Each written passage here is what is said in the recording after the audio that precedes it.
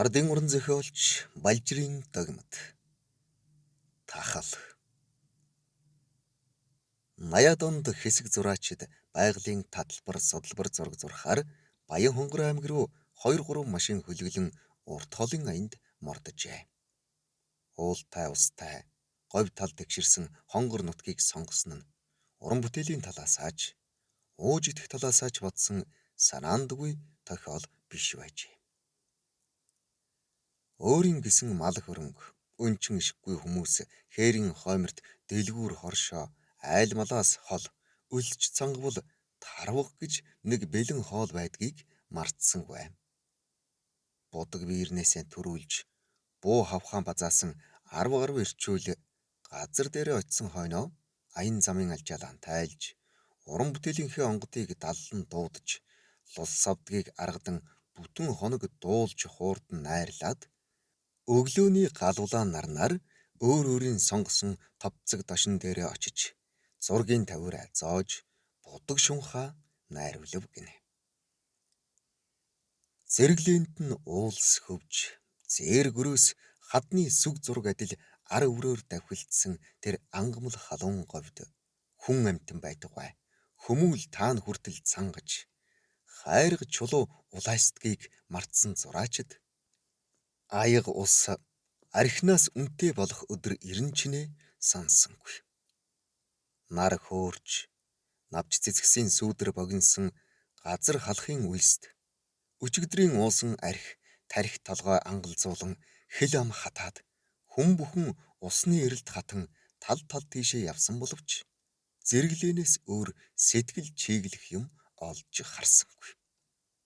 Гэтэл нэг их мэдгч гэнт тодорч энэ халуун наранд энэ олон тарвга зурм цангаж үхээгүйг бодоход хаа нэгэн газар булаг ус байж л таараа гэж цэцэрхэхэд нөгөөх нь цаашлуулан энэ хулгар шарууд чинь нүхэндээ худагтай бие засах газар амралтын болон төрхөрөөтэй тэр бүхэл хүнсний агуулах оршуулгын газартай байдаг айл бодчих. Тэгээд хулангийн харгуй зээр гөрөөсний жим даган хэсэг гэлдэрцгээснэ. Ийш тийшээ дурандвал тэрдээ тэнгэр газрын савсалгонд бараг өртөө газрын чандад ганц цагаан гэр зэрэглээнд цайвалцсан харагдав гинэ. Зургийн дарга ангаж цангасандаа бүхэмдэн. Та нар амралтын газар очих гэж байгаа юм шиг арх дарсанд хамаг мөнгөө өгч байхын оронд Улаанбаатараас ганц дашмаг ус аваад гарах ухаан байсангүй юу? Эгэл бор мэдэхгүй байж. Та нар яаж том уран бүтээлчд болох гэсэн юм бэ? Амьдрал мэдхгүй муусан аквариумын загаснууд. Жинүүдийн халуун наранд сахиулаад тархинд чинь цус харваад өгчих юм бол би хариуцахгүй шүү. Гэж хэлээд ухсхийн хөдлөлөө.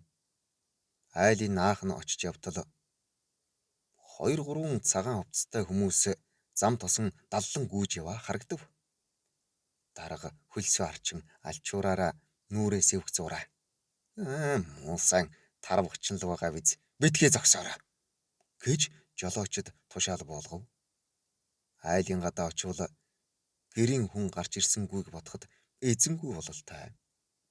Тэрэгнийхэн сүудэрт нохойч үзэгдсэнгүй. Ирсэн хүмүүс машинаасаа бууж, даргынхаа араас ус харсан ямаа шиг урд хойноо орон цуврсаар гэрте орвол хоймрын орон дээр нэгэн өвгөн хэвтэрт орсон янзтай ядруухан хэвтэж байлаа.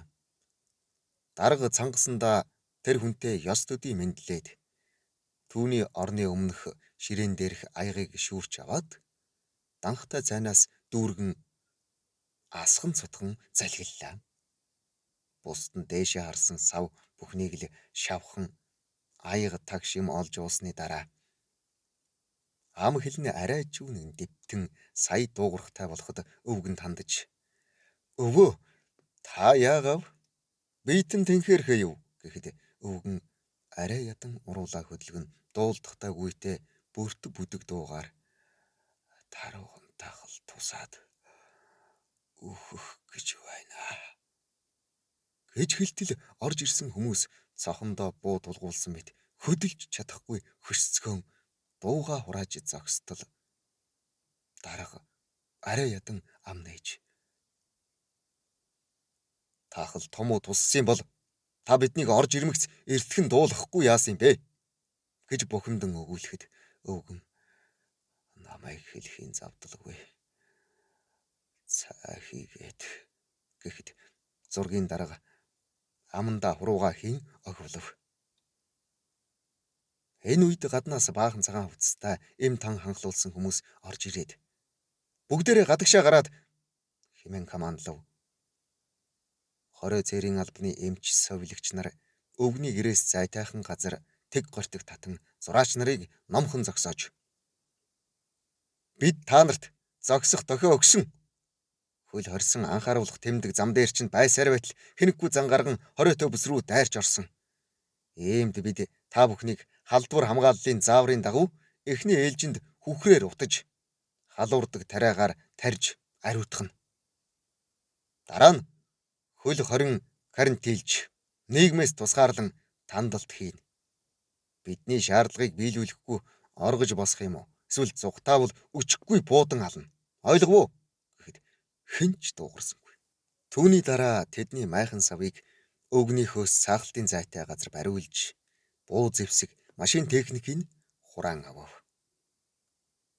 Энэ хүн амтангүй эзгүй хээр талд хоол хүнс унд усгүй бид нар яаж амьдрах юм бэ? Та нар юу бодож яах гэж энд ирснийг бид мэдэхгүй. Тийм учраас та бүхэнд яаж амьдрахыг заах арга алга. Энэ үгүй хэлэхэд та нар шиг хэнэггүй хүмүүс энд тийм ч удаан амьдрахгүй байж мэднэ. Оройхон зураачдыг чармай нүцгэлэн захын нэгэн байханд бөөнөр нь хөөж оруулаад толгойг нь гадагш гаргаж нөгөө хамуутай тэмээ утдаг ногоон шар утаатай өмхий хүхрээр утгад ихэнх нь муужран унж арай л өтгөн шингэнтэйгээ холилдсангүй хоёр яс хагцваа. Өвчин авсан хүн өнөө шөнөөс хэтрэхгүй халуурч эхлэнэ. Халуурсан хүмүүсийг бид халуун тариагаар тарьж цусыг буцалган микробын өхүүлнэ. Гэр орныхондоо хэлэх юм байвал эртгэн гэрээслээ битсэн онох байх шүү гэж хэлээд эмч гадагш гарав. Тэр шөнө зургийн дарга тэргүүтээ 2-3 хүн галзуугийн шар тариа хийлгэн хэвтэрт орж үс сахлаан зумран унтал халуурч өөд болсон өвгнийг гэр орон хашаа хороо хамаг юмтай нь шатаан үнс чандрын салхинд хийсгэж байна гэж халуундаа солиорон зүүдлээ байв.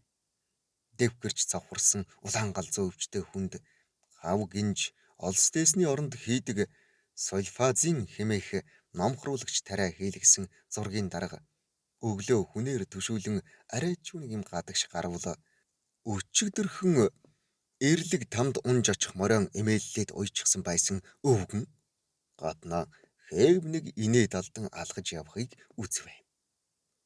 Өвөө таны би гайгүй болоо юу гэж асуувал зүгээр нутагт маань жил бүр улсаас ангийн баригадууд ирж хэдэн тарвгыг маань нар үзүүлэхгүй хядаад байхаар нь дургу үрээд тэр ашиг олз хайсан алуурчдыг үргээх санаатай худлаа өвдсөн чинь харин аймагаас тарвган тахлын экспедиц хурж ирээд та нарыг галзуугийн тариагаар тариад эхлэхээр чинь хүний амнаас хөнөөчихвэ гэж айгаад аргагүй эрхэнд босоод ирлээ гэдэг байгаа. Зохиолыг бичсэн Ардын уран зохиолч Балжирын Догмат. Уншсан Эрхэнбаярын Батдарч.